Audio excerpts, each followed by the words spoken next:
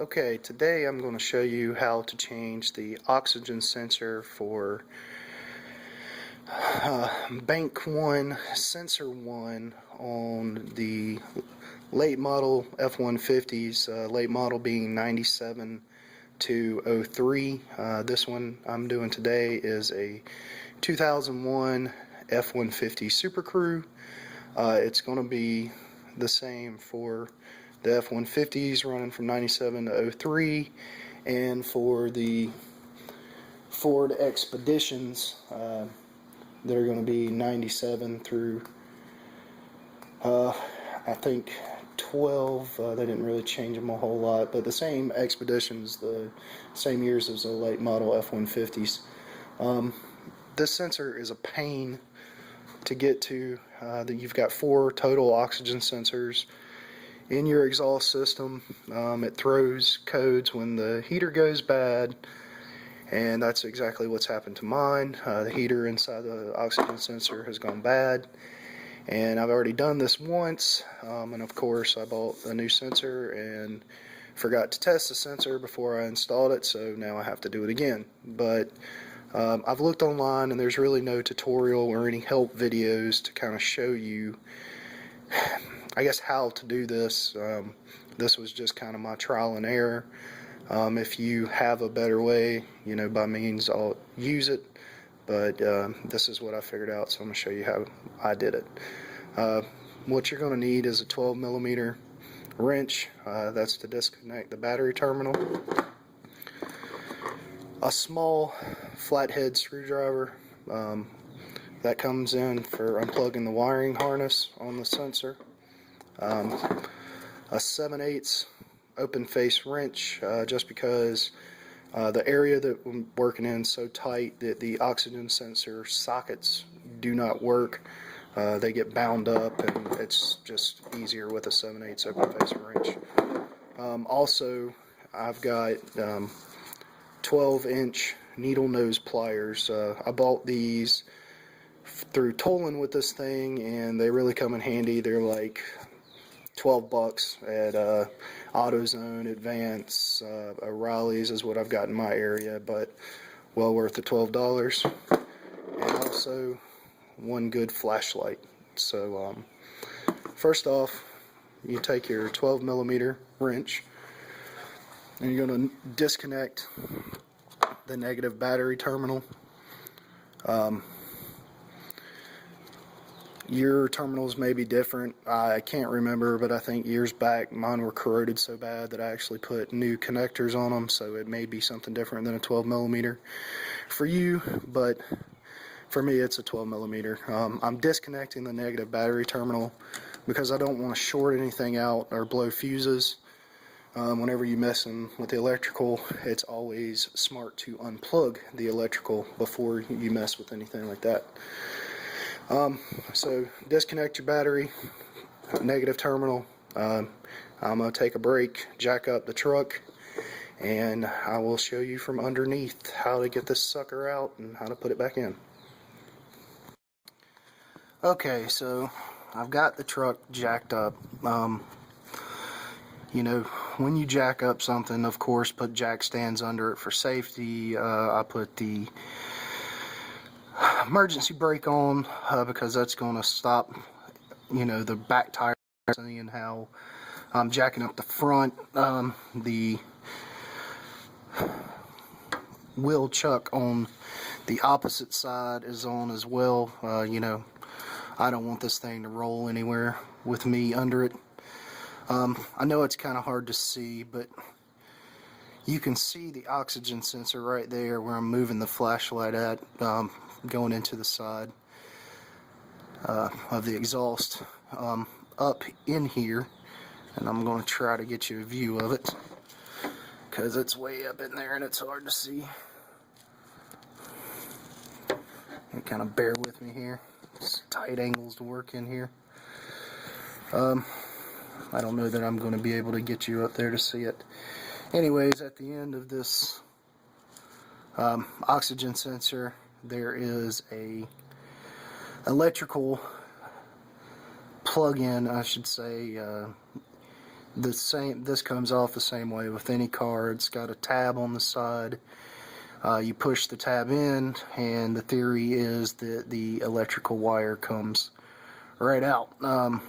Seeing how this is so far up in there, if you're like me and you have large hands, I wouldn't even say I have large, I have just normal, but it's next to impossible to get up in there.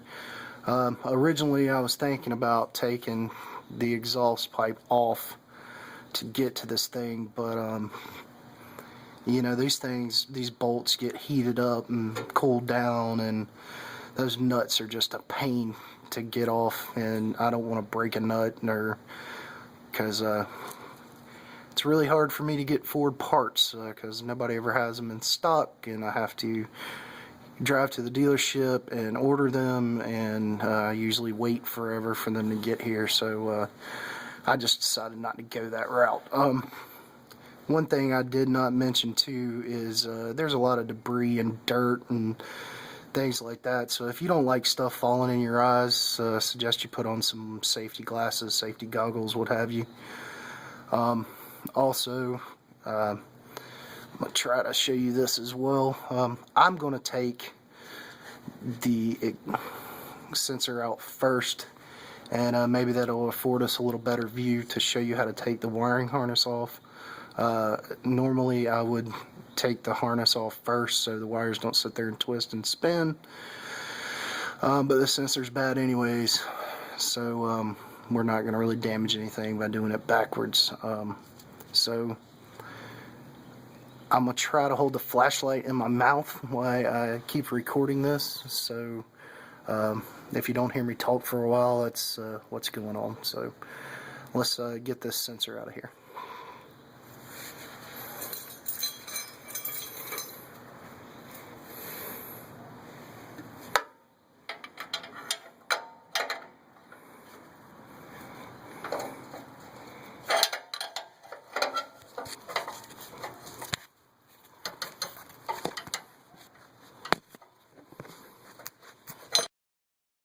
Alright, well, I was trying to hold the flashlight, but that didn't work, and then I found out that my camera here does have a full-time light on it, so I probably should have checked that out. But anyways, I'm taking my 7/8 wrench, and I'm putting it on the sensor there. You know, there's, like I said, extremely tight, not a lot of room to work with here, so my hands are going to be in the way.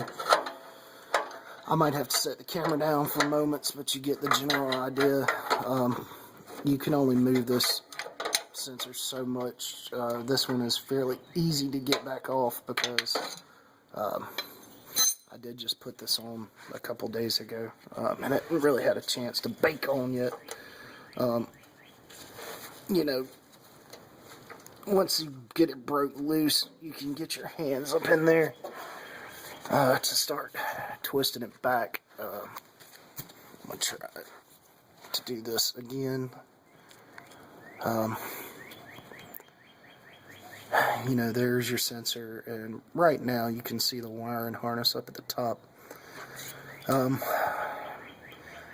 Give me a second to put this down because I'm going to need both hands to twist this sucker free, and I'll get right back to you. Alright, so I've got the sensor out. You can see it hanging down, staring at us, and now you can kind of see that wiring harness I'm talking to you about. It's, try to get my finger in there so you can see it, that little white thing right there that I'm touching and moving around. There's a hole right here from your passenger side wheel well that the exhaust pipe kind of goes by. You can barely get your hand in there. As you can see, my hand's not coming out the other side. But it is enough to get that long flat-handled screwdriver that I told you about earlier in.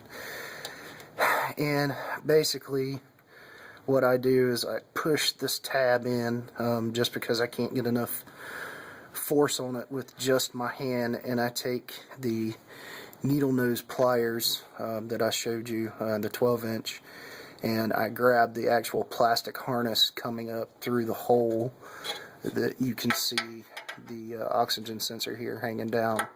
So I go up through here with the needle nose pliers, I grab the white thing that my finger's pointing at, while also using my other hand to go in through this access hole here, if I can find the hole again, there, and push that tab in with that long flathead screwdriver and pull the harness out. So that's what I'm going to do now.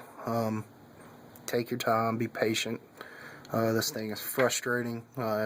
First time I ever did it, I spent 4 hours on it, and that's why I'm making this video, so everybody else maybe can benefit off of my trials and tribulations. Alright, so I got the sensor out, and as you can see, the little green wiring harness up there and this little hole here, that's where the actual oxygen sensor screws into the exhaust line. I got the new sensor, had to exchange it, so that's why we had to take a little break in the video, because it was a defective sensor. I've tested this one. I'm not going to go into how to test them. There's other YouTube videos for that. You know, just put in a search for testing an oxygen sensor. So what I'm going to do now, and like I said, it's next and possible to video it while I'm doing it, because you can see once I get my hand in the access hole, you can't see what's going on. I'm going to put the new sensor into this hole that I'm pointing at here, and once I do that, I'm going to put the actual harness on the sensor, or the plug on the sensor rather, into the green harness that you see there. Remember that you can come through the wheel, and it does afford you some access to this harness here. As you can see, my fingers on it now. The best way that I could find is actually taking the 12-inch needle nose pliers that I showed you earlier, and kind of guiding it up to this point, and then just kind of working it in with my finger the best I can. You know, I can't even get 2 fingers in there, I can just get a finger. So I'm gonna do that and come back, and we'll take a look at it. Okay, so you can see that I've got it plugged into the wiring harness up there. I've got the sensor put back into the exhaust system. One thing that I failed to mention is that wiring harness, that tab that you pushed earlier to pull it out, and I'm sure a lot of you know, but for those that you don't, you have to push it in until you actually hear it click, or it's not locking into place, and then you're just defeating the purpose, because it'll vibrate its way back out. The sensor here, you know, you're just going to tighten it up, hand tight. Not hand tight rather, but you know, don't really crank it in there, because if you ever have to do this again, you'll never get it out, or you'll strip the threads, and then you'll be replacing your exhaust pipes. So, you know, just snug is good enough. You know, make sure you don't get it cross threaded. Sometimes you've got to you know, back it out to get it threading correctly before you actually get it threaded. And that's about it. You know, I wish I could have showed you more of the actual process here, but as space being as limited as it is, really can't show you while you're doing it, but just kind of wanted to show you guys exactly how to do it, since there wasn't a video out there. I hope it helped you.